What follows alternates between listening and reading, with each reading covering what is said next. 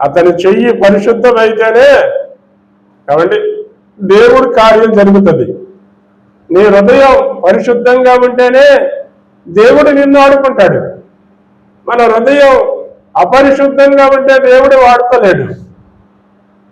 అందుకని దేవుడు ఎప్పుడైతే వాళ్ళతో చెప్పారో వాళ్ళు వెళ్ళారు.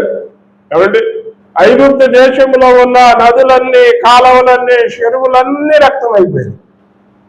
ఐగుప్తు దేశంలో ఉన్న ప్రజలకు మంచినీళ్ళు లేవు, మంచినీళ్ళు లేవు, అంత రక్తం అయిపోయింది. వాళ్ళకు మంచినీళ్ళు అయితే ఏమండి మరలా చెరువుల దగ్గరికి వెళ్ళి, ఆ కాలువల దగ్గరికి వెళ్ళి పక్కన గుంట తీసుకుని తోముకొని మళ్ళీ ఆ నీళ్లు తాగారు.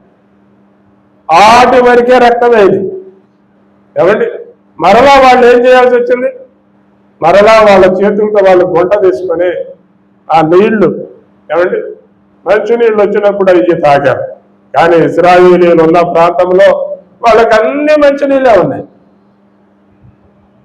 అన్ని మంచినీళ్ళే ఉన్నాయి.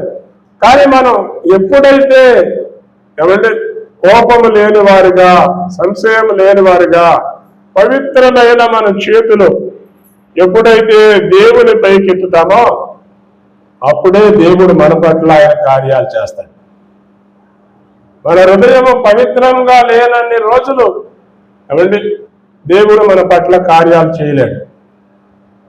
అందుకనే ఇక్కడ మనం చదువుతున్నాం, కావున ప్రతి స్థలమందు పురుషులు సంశయములు లేని వారై, కోపము లేని వారై పవిత్రమైన చేతులెత్తి ప్రతిరోజు మనలను మనం పవిత్రపరుచుకుంటూ ఉండాలి, మనలను మనం పరిశుద్ధపరుచుకుంటూ ఉండాలి. ఎందుకంటే ప్రతిరోజు ఏదో ఒకటి ఎదురొస్తూనే ఉంటుంది, ఏదో ఒకటి.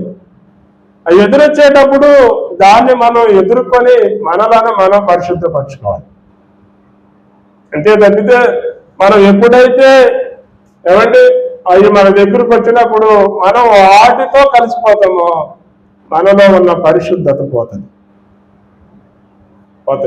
మంచి అనిపించుకోవాలంటే జీవితాంతం ఉండాలి, చెడు అనిపించుకోవాలంటే ఒక్క క్షణం చాలు, అంతే.